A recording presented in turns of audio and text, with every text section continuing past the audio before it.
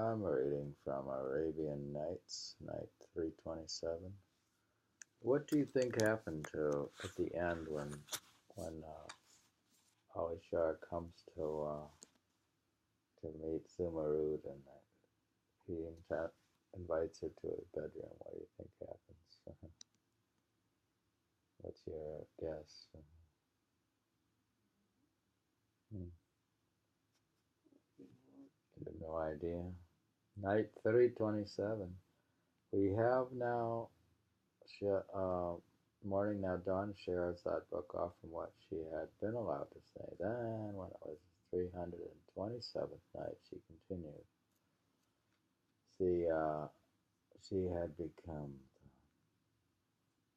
king. I had heard, O fortunate king, that Zumurrud said, if you disobey me, this will be a lucky night for you.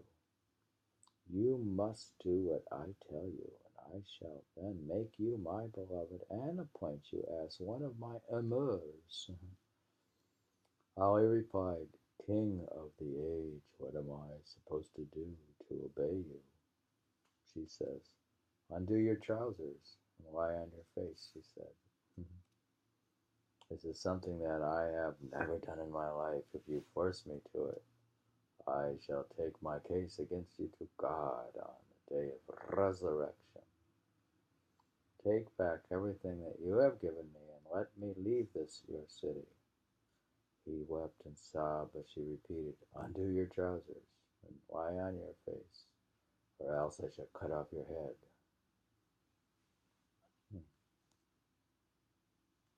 That doesn't sound like the version you said. You must not remember this story. It must be a different story. So that story you have sounds very interesting. I like your version of the ending. You have an alternative ending? That's how it's read. Your alternative ending where you say, in your alternative ending, she comes and says, forces that he has to marry her, or he has to do something. But then he refuses and says he's in love with somebody else. Yeah. That's an interesting alternative. That's what he would say. He would say, I refuse you because I'm in love with somebody else. But he does. And then the king would say, I'll cut off your head. When he did this, she got up on his back, and he felt something smoother than silk. This is like, and softer than butter. This is like your silk scarves. She's like the silk. Remember, Zumurrud is the silk curtain maker. So that he said to himself that this king is better than any woman. So now she's better. She waited for a time, lying on his back, and then she turned over on the couch and said, Ali said to himself, praise God, it seems as though he has not got an erection. Ali, she told him, it is a habit of mine that I cannot get an erection until my penis is stroked by hand. Come and do this until it rises, or else I'll kill you. She lay on her back and took his hand and set it on her vagina, which he found to be, once again, smoother than silk, white, large, plump, and hot as the baths, or as the heart of a lover consumed by passion. This is an extraordinary thing, Ali said to himself. The king has a vagina, his own lust word. His penis stretching to its fullest. When Zumurrud saw that, she burst out laughing and said, Master, after all this, don't you recognize me? Who are you, king?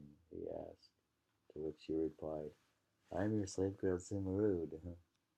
See, that's not the same ending as you had made up. Not exactly. They changed it. You think they changed it, and that you were Shahrazad? Stories become them in different ways. You could have been the same, but maybe they altered it for the especially for the Greeks. They had a censored version. You got from mouth to mouth. Everybody will change it a little Your bit. aunt changed it. Your grandma. She wouldn't tell us all those things.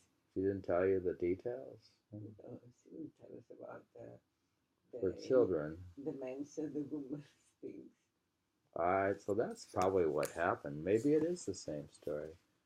So you remember it as from Grandma's version. When Ali learned this, he kissed and embraced her, and then realizing that she really was his slave girl, he pounced on her like a lion on a sheep and plunged his rod into her scabbard. What's a scabbard? He plunged. He kept on playing the roles of gatekeeper at her door and imam at her prayer niche, while she joined him in bendings and prostrations, rising and falling, oh my God, following her hymns of praise with lascivious wrigglings and movements, so much so that the eunuchs heard her. They came and looked from behind the curtains to find the king lying with Ali Shar on top of her. The one grinding and moving around and the other snorting and wriggling. That is not how a man moves, they said. It may be that this king is a woman. He finally realized it. Is she going to be in trouble for this? I don't know. But they kept the matter concealed and told no one. The next morning, Zumurrud sent for the army, whole of her army, and her state officials. When they had come, she told them, I am about to go to this man's land, so choose for yourself someone to act in my place as your ruler until I come back to you. They obeyed her instructions while she began to equip herself for the journey, collecting provisions, money, supplies, and treasures, together with camels and mules. Then she left the city and traveled on until she reached Ali Shar's land, where he returned to his own house and then distributed gifts, alms, and donations. God granted him children by Zumurrud. See, now they're wrapping up the story. He gets children. They live happily ever after. And the two of them lived in the enjoyment of perfect happiness until they were visited by the destroyer of delights and the parter of companions. That must be death, I guess, but they describe it in Muslim terms. Praise be to the one who remains unchanging. Glory be to God in all things. End of story. That's end.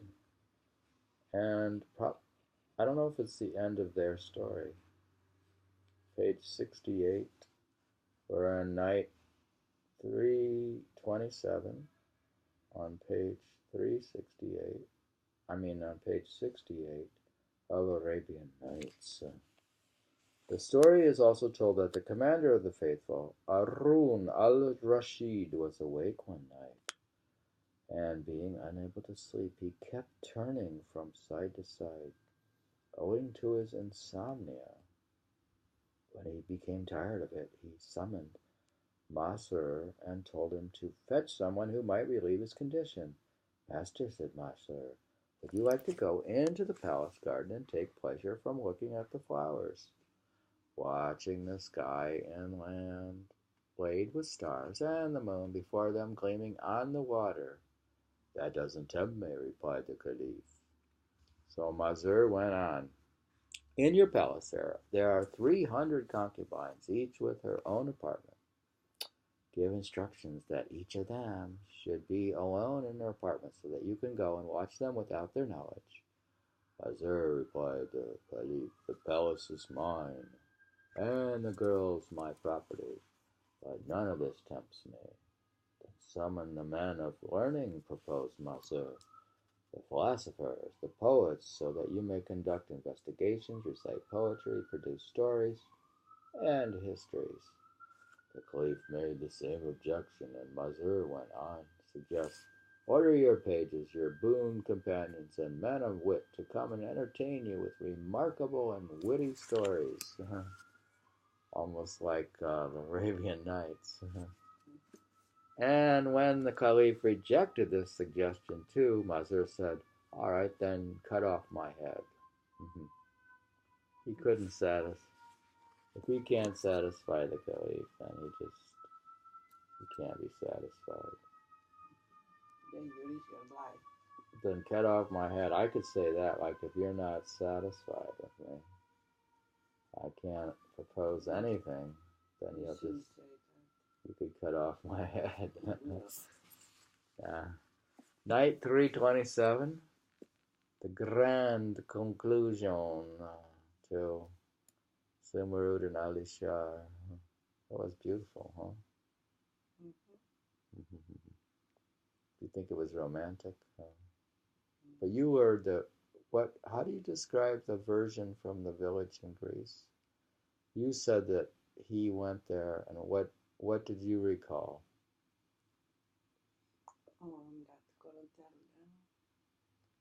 That she demanded he marry her or something, and he refused and said he was. No, she was trying to summon him to help. Yeah, but did he refuse the king? Yeah, he refused.